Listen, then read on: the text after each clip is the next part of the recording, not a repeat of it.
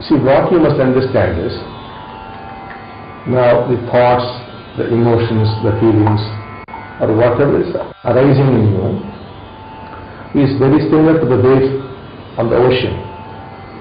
The wave is arising, it is ceasing, and again comes back as another wave, and then ceases. It is continuously happening. Like that, like all people are living on the planet, all our consciousness is linked to a certain holistic consciousness. It's like the ocean of consciousness in which we have the small little individuals whom we call individuals. They're nothing but some kind of a dot on the vast ocean of consciousness. From that ocean of consciousness, thoughts are coming, thoughts are ceasing. Now the problem with you is, you think that you are thinking. So if that were the case, why don't you stop the negative thoughts? There are so many thoughts which are coming into you which you do not like. Try stopping them. You cannot, because it is not in your control. The problem with you is, you are identifying yourself with that thought and you think you are thinking. The fact is, there is no such person as a thinker. There is only thinking, which causes the illusion of the thinker. Suppose you draw a circle, the center automatically emerges.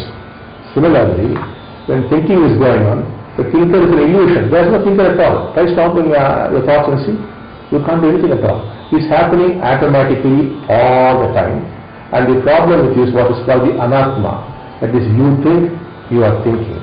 And more terrible is, you think they are your thoughts. Your thoughts are not your thoughts. It can simply pass on some other person inside you. It can pass on a wall where a few years ago somebody was thinking, that is recorded in the walls in a certain way. And if you are in that room, certain thoughts will come to you. Certain scenes will trigger certain thoughts. So it's happening all the time. You virtually have no control over it. That's the first thing. The next thing is, you are condemning things as the good and the bad, the right and the wrong, the negative and the positive. That isn't the truth. We have decided to name them as the good and the bad. You call it jealousy, you call it anger, you call it hatred. You have named them. Then having named them, you judge them as the good and the bad, the right and the wrong, or the sacred and the profane. The whole problem is, you are naming them. If you do not name them, what is there is something. But it is not jealousy, it is not anger. It is simply something is happening there. And if you look at it, no matter what it is, it will give you great joy. The problem is, you are trying to change the contents of the mind, which cannot be changed, because the mind is very ancient.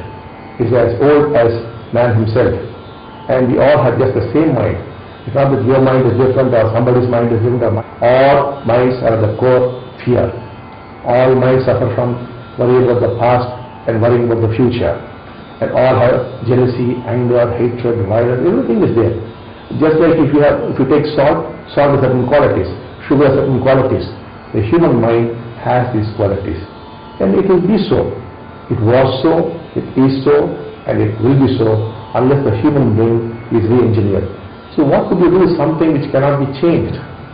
It's ancient. It's probably 20 million years old. That old it is. And the brain has not changed very much. It has of course changed, but not very much. So what can you do with it? It's like taking a dog's tail. So the problem is not the negative thoughts. The problem is, you are calling it negative thoughts. The problem is, you're struggling with it. You're trying to change it. And it's impossible to change. The impossibility of change must strike you like a ton of bricks. And then you would stop trying to change.